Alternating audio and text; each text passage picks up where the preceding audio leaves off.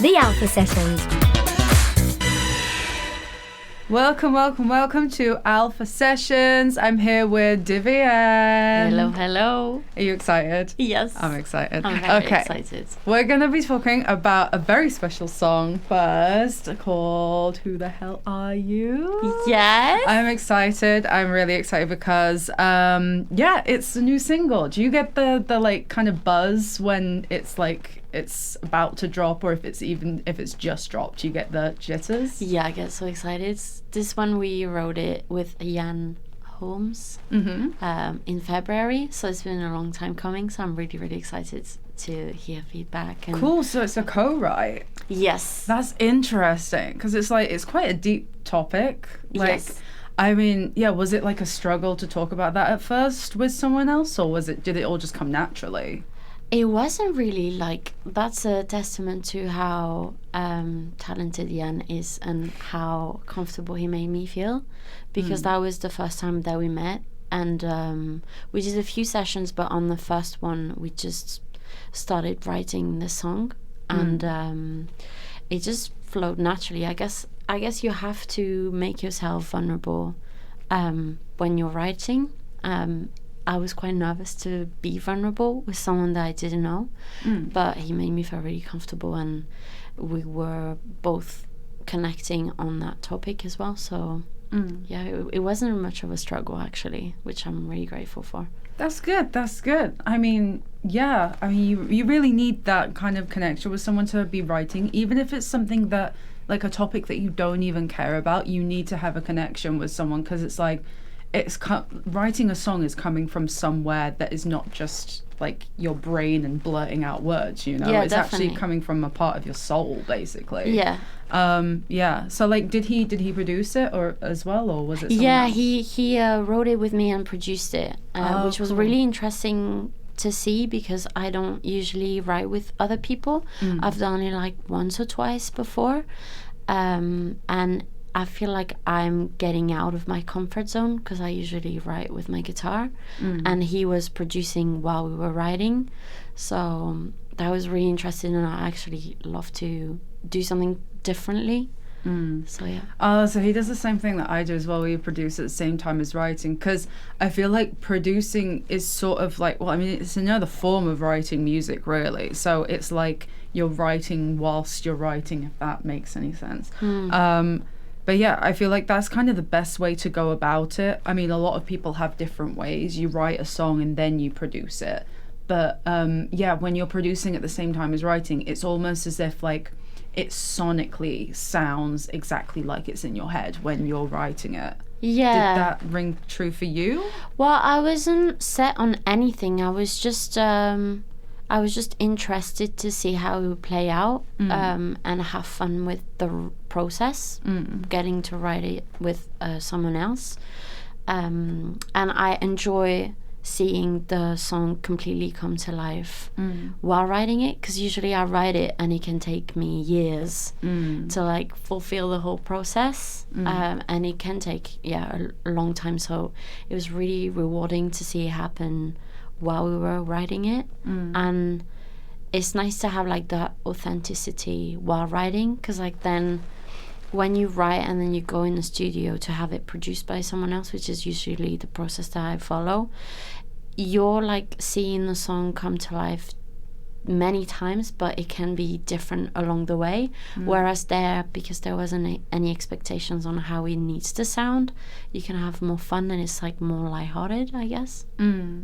Yeah, definitely. I mean, like, I don't know about you, but like when it's been a song that I wrote years ago and it's still not released yet, but I'm planning to release it, do you fall in the same trap as me, where you just never stop tweaking it and you're like, oh, I think I should change these lyrics, or maybe I should change this section a bit, and then you get in that trap of constantly changing it, that it's just never going to be finished, and you never know when to stop? Yeah, that happened to me actually before.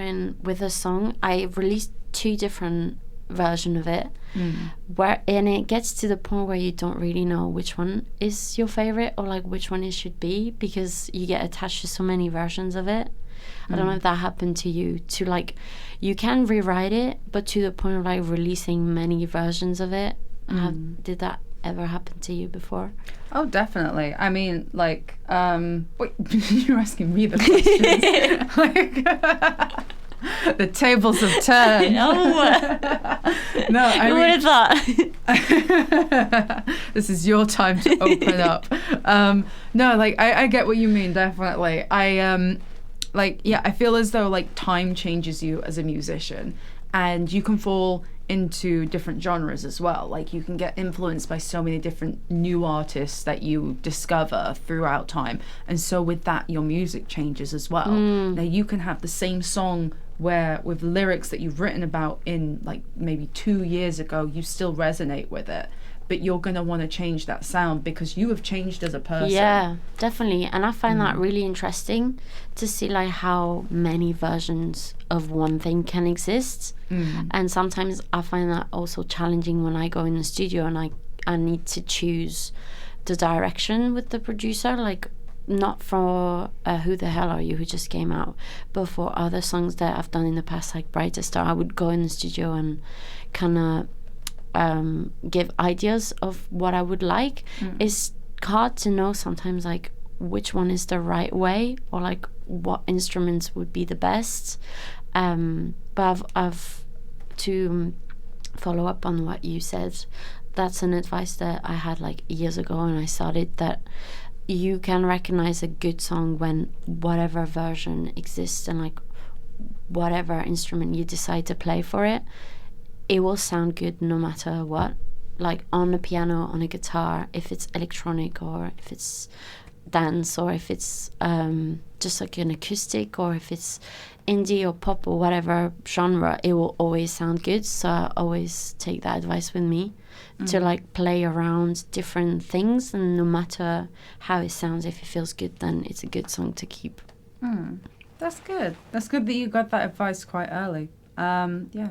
And with that, we have Who the Hell Are You? Voices in my head, what are you waiting for? Struck by lightning, like that old broken Ford, parked on every road. One more day, the sun will rise again. When doubt comes scraping and I'm losing myself, your hands on the blanket holding me hostage. My mind is an ocean, you're just a wave. I know who I am, so who the hell are you anyway? Who the hell, who the hell, who the hell are you? Who the hell, who the hell, who the hell are you anyway?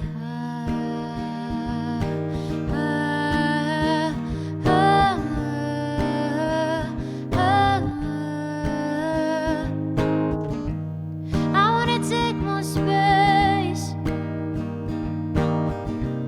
I wanna say what I wanna say, even if my voice shakes.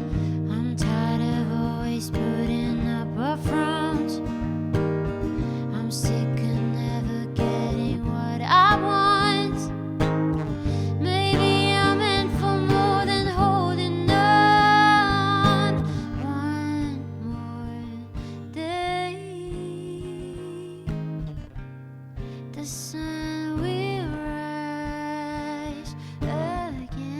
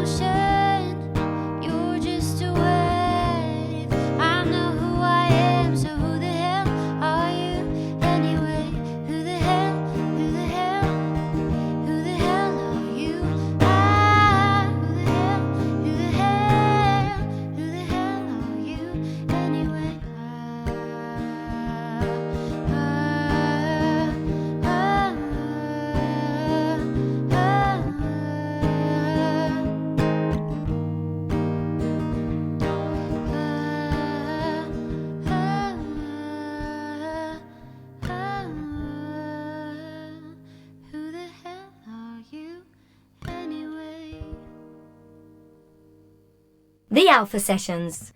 Okay, and we're back with Come Back Home. You're going to play in a little bit. So, yeah, talk me about that. Is this about, like, some sort of, like... I mean, okay, I'm going to have my take on it as a listener. Yay! Let's hear the take. Is this about a relationship where the timing wasn't right? Yeah. I got it. Yeah. It's so clear. It's so clear. You see, that means that you're such a good writer that I just got it immediately. Yeah. Yeah, I mean, like... I don't know how much you're okay with talking about that. If it's like yeah. I really like to be open with that story. But years ago, I traveled in South America, in Peru, which is why I say in the song, I mentioned South America, but basically I traveled there and I met someone there, and we were both from different countries. So when that time there ended, we both kept going with our lives and went separate ways. And it's kind of like that song is the grieving period of like grieving the relationship and accepting that it is over. And actually it's one of the songs when I started playing it at open mics that people would come to me and be like, oh, I resonated with that one. So I felt like some people could really connect to that, and it was quite interesting and very heartwarming to see how the meaning changes with people and with time. Because now when I play it live, I say, if you lost someone, whether they're alive or they're passed away, you might resonate with this song. Because over the years I had people come up at the end of my set saying like, oh, like I actually lost my grandma, like this relate, like I can relate to this song, or I lost my brother, or I lost a colleague, or so for me, it was like a heartbreak, but for some people, it might not be that. It might be the case of like a true grief. But I guess like you can grieve someone whether they're dead or alive. So it is quite a deep, vulnerable song to perform. Yeah. I mean, like, this is just the thing with music like that. I feel like it's a good outlet for when I'm listening to it, because it's like, I mean, personally, I like to focus on the positive. Like, even if I'm going through like a breakup or like some sort of loss from anyone who, you know, who's been become deceased in my life, like, you know, I think, as a wise man once said, and that wise man, yes, was Gandalf, but he was a wise man. And he said that we're given a certain amount of time on this earth. Now, what you choose to do with that time is it's up to you. And, like, basically, if you get to the end of your life and you think, did I use my time wisely, or did I just spend it thinking of that person that I couldn't have, instead of focusing on the good things of like the moments that we shared together and creating new moments with other people. Like, I feel like that's a good thing to do. But yeah, listening to music like that, I mean, like, obviously you need some sort of an emotional outlet, and listening to that kind of music, I think, is good to like go through the grieving process and get you that one step closer to thinking about the positive stuff. Definitely, it's part of the healing. But yeah, I mean, like, yeah, I have I have a theory. So there's this thing I was told when I was younger, that there are certain people that you're meant to meet in your life, whether the timing is right or whether it's not right in relationships. And like, you know, whether you're meant to end up for the rest of your life or whether you're meant to meet them for literally just 2 seconds, you're meant to meet those people because you're tied to them, like your souls are tied to each other. Now, like, this is getting into really deep talk. I love it. I believe that like there are like parallel universes where you have met that person and spent like the rest of your life with them, and then there are other parallel universes where you've known them for a couple of weeks, but you still end up meeting with them because there's something about them that like they were kind of made to meet you and you were made to meet them. See what I mean? Yeah. So I think, yeah, like definitely sometimes the timing isn't right, but if you think about it, the timing is right. It's always right. Yeah, because you met them. Yes, exactly. You bumped into them and something led you to that place in time to meet that person. Definitely. And I think that's the thing that people like I think that's the thing you should always focus on, is that like you got the chance to actually feel those feelings, because it's a really rare thing to get. Definitely. Like, yeah. And Wow, that got really deep. Yeah, I love it. Deep chat's one of my favorite. Yeah, So same. that's everything I love right here, right I'm now. an Aquarius, so it's the only way I know how. Oh. So yeah, let's come back home, which we're gonna enjoy a lovely, lovely performance from you, and here it is.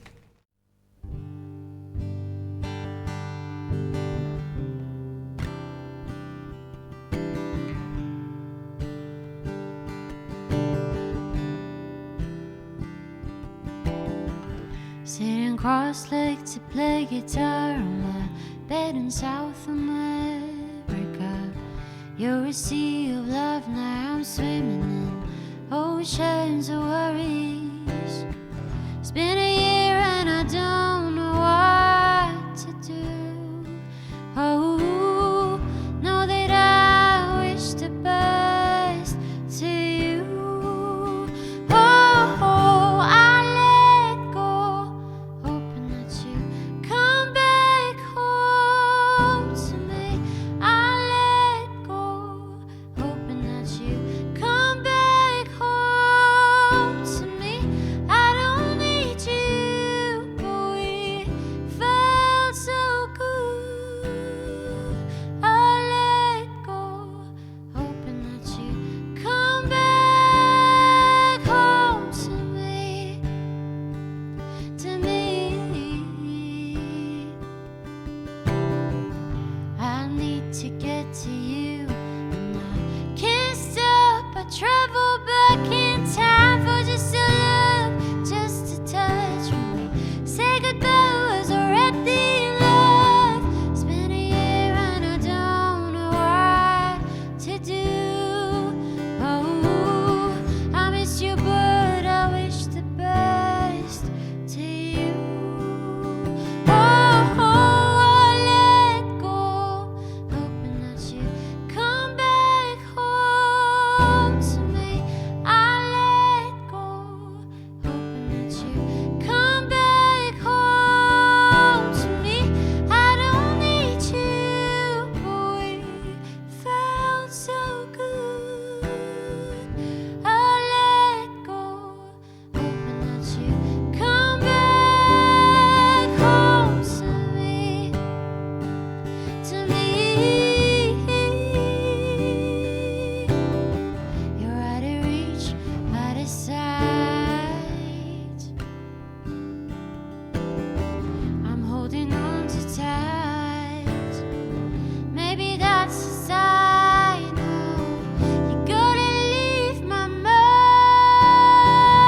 I let go, hoping that you come back home to me. I let go, come back home to me. I don't need you, but we felt so good. I let go, hoping that you come back home to me, to me.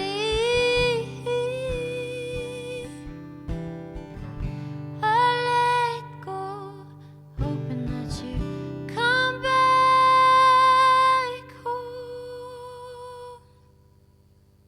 The Alpha Sessions. Okay, and we're back. Yeah, and so the next track you're gonna play is "Brightest Star." Brightest right? star. So yeah, like, who is this dedicated to? Somebody, or like? Yeah, so I wrote it for my high school friend. Oh, cute. She was the first one to ever believe in me when we were in high school. I was still like very insecure, I would say, and like not as confident as I am now.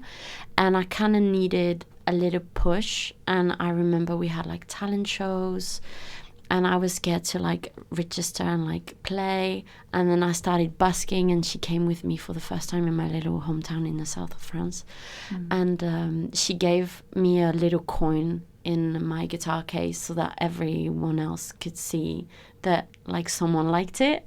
So those little things like that makes a true friend, like a supportive, uplifting friend. And she's been my friend ever since. And there's a year where we're both single at the same time, and I thought, you know what, instead of like writing a love song for a partner or for romantic reasons, I'm just gonna write a song for someone that means a lot to me, which is a friend. And when I play it live, I always say, this is for all the women in my life, because without all my female friends, I wouldn't be who I am today. And I think, especially nowadays, I feel like there's all of that I can't say it.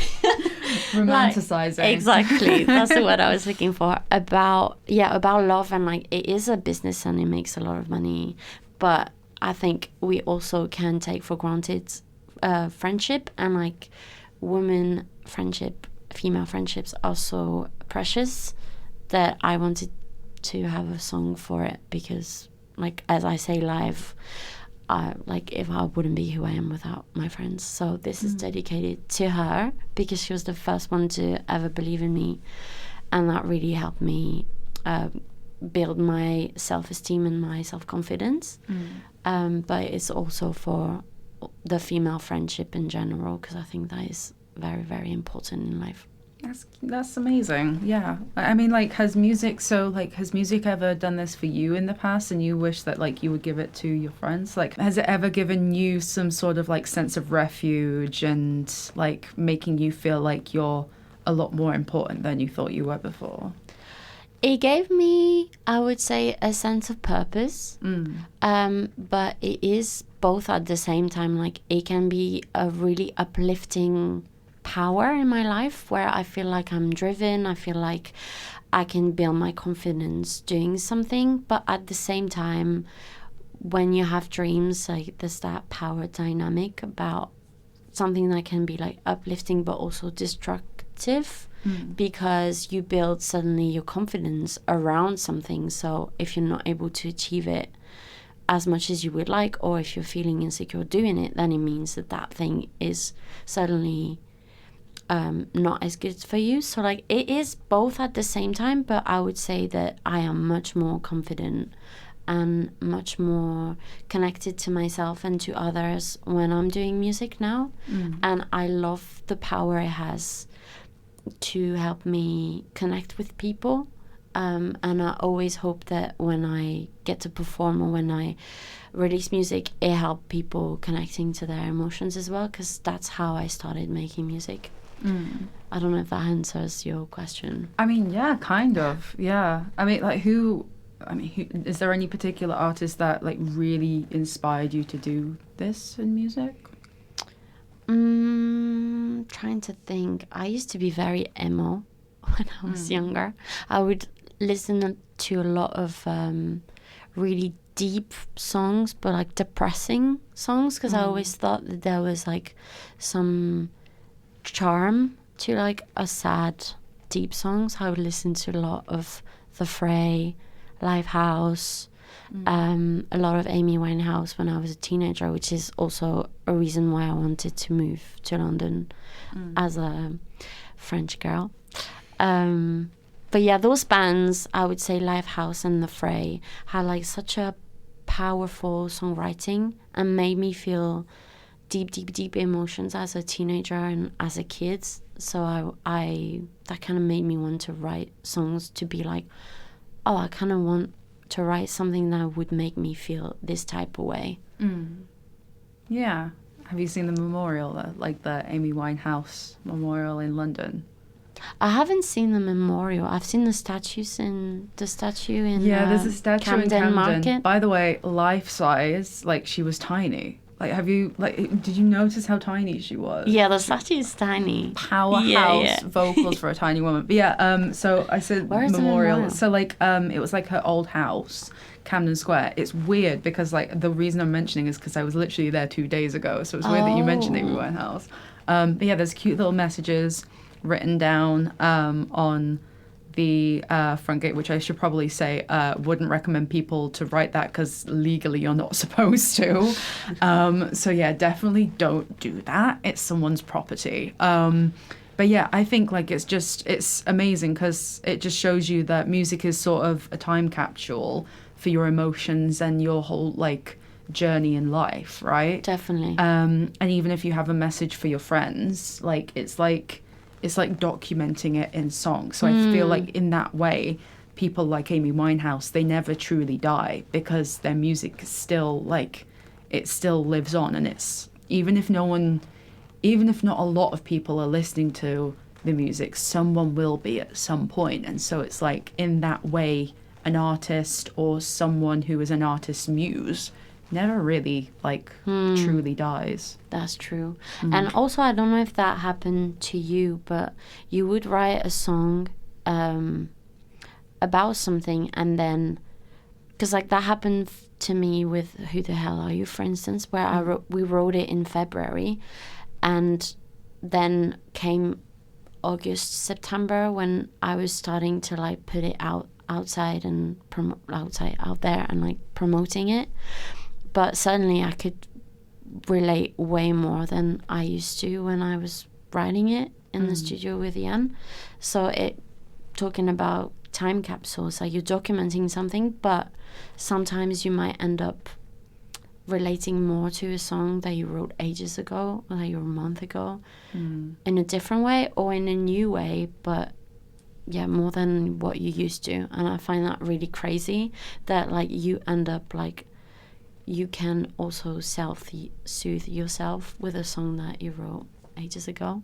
I mean, like, I would love to look at songs that I wrote ages ago, to be fair, just because, like, the problems I had back then as opposed to being an adult now. Do you ever just think that, like, when you were writing songs, like, when you were, like, a little teenager, and it was about, like, you know, something small like, oh, I have so many problems in the world. This, like, my boyfriend didn't meet me at the cafeteria at school. Like, we're so over. And now it's like, yeah, I'm struggling to pay rent. Yeah, but you would still, like, talk about something you're struggling with. But, you know, the meaning behind it will be different.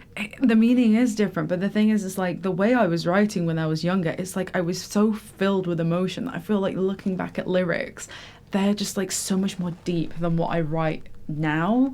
I don't know what it is, but it's like I just had so many emotions I had to let out back then. Maybe you healed a little bit. Maybe, maybe that's a good it. thing. I didn't get worse. I healed. Yeah. Well, yeah. I mean, I hope, like, I really do hope that Brightest Star did bring, like, I mean, did you get any feedback from your friend about that? Did they know? Or? Yeah, that friend in question knows. I've messaged her. When I was in the studio, when I released it, I wanted her to know how, like, the impact that she had on my life and how important she is to me. Because I think, like, it's so important to say to people that you love them and how much of an impact they have in your life, because you don't want to wait until it's too late or something happens to them and be like, oh, you actually brought so much to my life and you never knew. So that's kind of what this song is about. That's good. Well, yeah, anyway, without further ado, here is Brightest Star.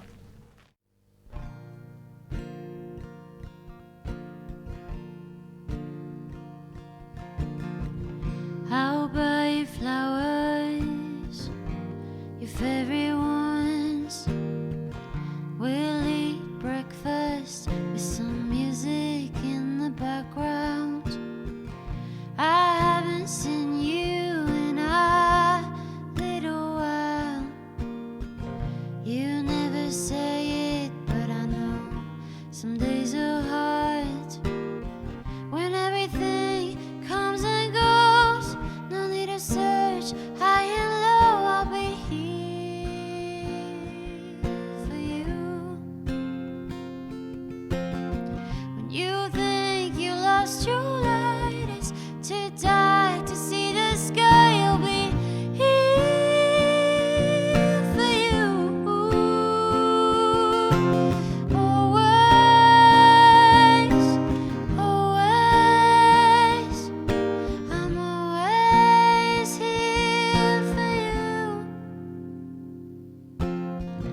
Tell me your biggest dreams and your deepest fears. I'm not here to judge, you don't have to think you're crazy. I haven't said it in a little while. You're precious to me, nothing's gonna change my mind. When everything comes and goes, no need to search high and low, I'll be here for you. When you think you lost your light, it's too dark to see the sky, you'll be here for you.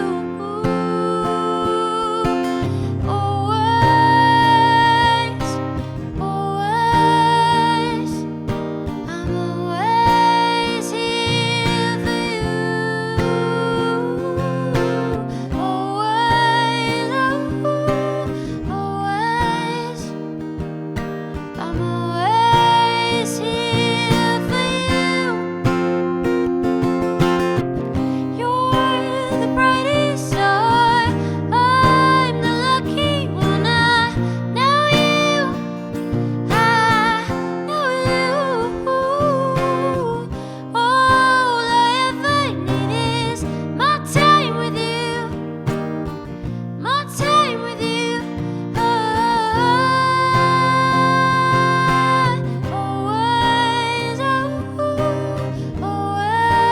always, I'm always here for you.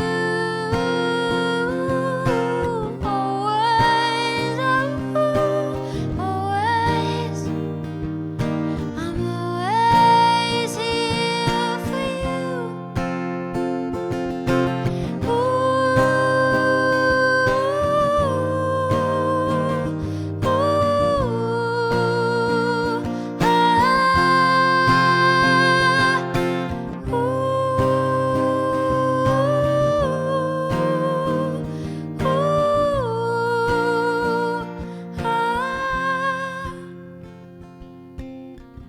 You're the brightest star, I'm the lucky one. I know you, I know you.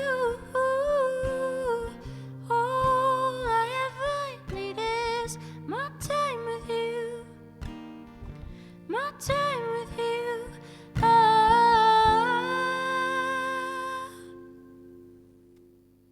The Alpha Sessions. That was, oh my gosh, just like the most beautiful set list. Like, yeah, that song just to end everything was just perfect. Yeah, I mean, how do you feel about like performing in general? Do you feel like performing is, like, do you prefer performing to recording, or is it like vice versa, or do you not prefer either? I love performing. I also go busking. And I love to like see the differences between performing on a stage and performing in the street, because I think like when you perform on a stage, you have like the difference between the audience and the stage. We can like you can build a wall between both, and to break that down, I like to go busking, because the interactions with the people that are just passing by are just direct and instant. You don't have to wait until the song, like there's no like formalities about like the song is over.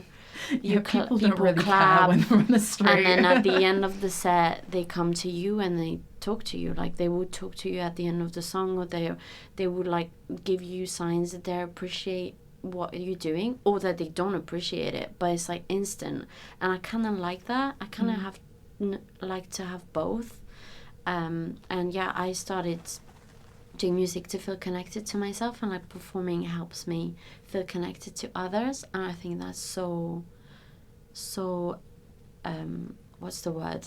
I don't even have words for it. Like it's so amazing. Like I really feel fulfilled. Like I'm living my purpose when I'm performing, because I get to like relate to others. It's just not about me anymore. And I love to like have that energy in the room and make those eye contacts, and like it's all of those things that I missed during COVID. So I really love it. It's different than performing in your bedroom with just your guitar and have not like all those things that can make it anxiety induced. But it's so rewarding to have those people come to you to chat about something that they can potentially relate to. Definitely. I mean, like, London in general, do you feel like London has changed your songwriting? Like, That's an interesting question. I don't know, because I started writing songs alone, and most of the songs are still songs that I wrote alone, except like probably 2 songs so far. But I would love to do that more and write with more people, because I feel like it's nice to bounce off ideas and like have a fresh mindset around songwriting. I think if I were to just do the same thing over and over and over again, it would get boring and I would probably quit music, because then there's nothing else to explore. I just know how I would write and what I tend to write about naturally.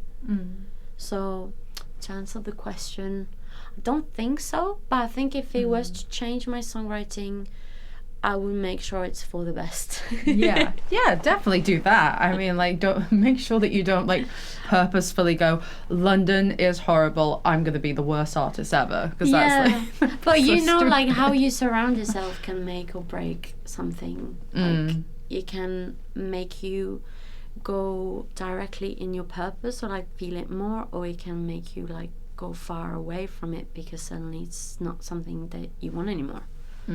So I just hope that London will adjust my songwriting and make it for the best and make it evolve.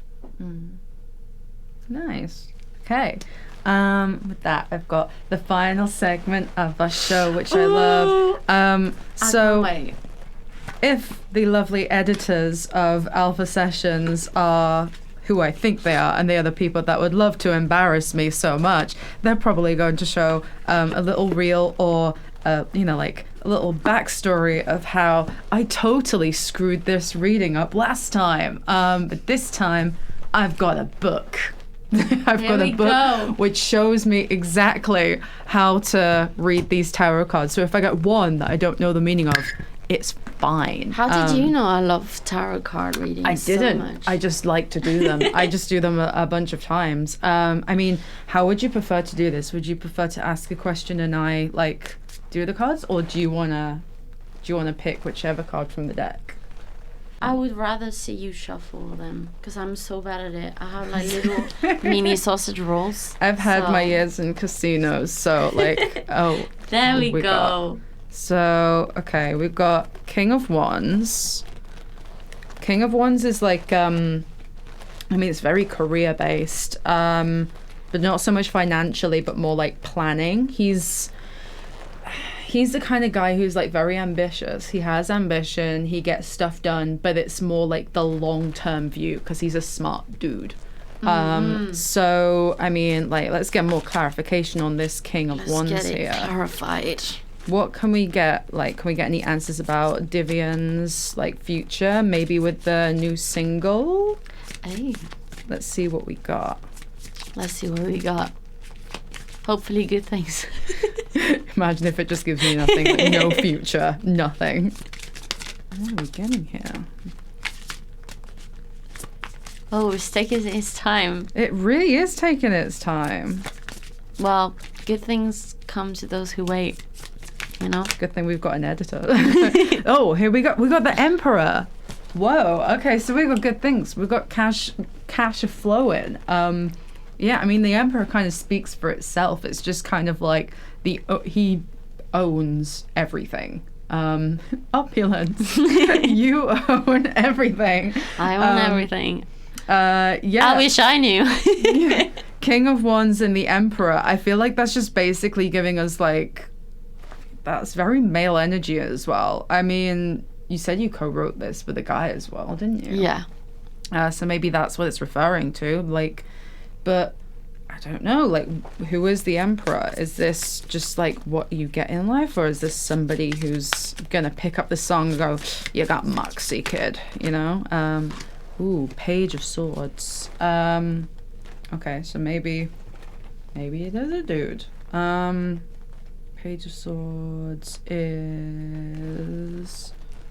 Oh, and on the bottom you've got the world. I've just realised that, like, sorry, I just put that down and realised, like, at the bottom you've got the world, which is the completion of the journey. Amazing. Oh, wow. So, but That's also something it's to like the look forward beginning to. of a new journey as well. So it's like you've released this, it's the end of the journey of, like, you know, going through everything, but it's also the beginning of something new, which is the King of Wands. And the Emperor, and Page of Swords, intelligence. I thought it was intelligence. And so yeah, I guess intelligence, and you're gonna get a lot of cash flowing in and everything, and it's the end of your journey. Oh, so maybe you're gonna find out something if, like, intelligence has come and everything, like, or maybe it's gonna help. I mean, have you got any plans with this single? Like, is it like, have you got like a long-term plan with this? No, hopefully keep having fun. Yeah, I mean, no, you never know, because I mean, you could get videos coming out, you could get, you know, like, certain places booked and, like, to sing, or, like, you know, like, I mean, Hopefully, I would love to see that song go somewhere, but I wouldn't want to expect it. I think that would be even better. well, I mean, expect good things, because this is all it's telling me right Amazing. now. I think someone might have a long-term plan for you and your music, and yeah, the world, like the ending and the beginning of a journey. Hey, that's massive. That wasn't so bad for a reading. I think, like, considering the last time, I've redeemed myself. My whiplash moment with tarot cards has gone. That's a good one. The world. Well, Well, thanks for the reading. Appreciate it. No problem. Okay. Well, yeah, like, this has been Divianne. You can check her out on, you can check out her new single, Who the Hell Are You, on Spotify. Anywhere else we can listen to it? YouTube, SoundCloud, Bandcamp. I Everywhere. have merch as well if you want. Yeah, merch as well. Yeah. And you're playing 26th of September. You're playing Hoxton. And I'm playing Folklore I'm a bit of Hoxton. a stalker. Sorry. That's the release party. So yeah, check out everything Divianne has to offer. Really, really, just stalk her like apparently I'm stalking her right now, because it's gonna happen every time you hear her music. You're gonna want to. But yeah, we have been Alpha Sessions. Check us out on YouTube if you have not listened. Like, if you are listening and you just want to watch us a little bit more, you know, you want to maybe, like, check out, see what we look like. I wouldn't recommend me. I'd recommend Divianne. She looks very gorgeous today. But yeah, Thank you. You too. we've had a lovely time with you, and hope to see you another time. Bye. Thanks for having me. The Alpha Sessions.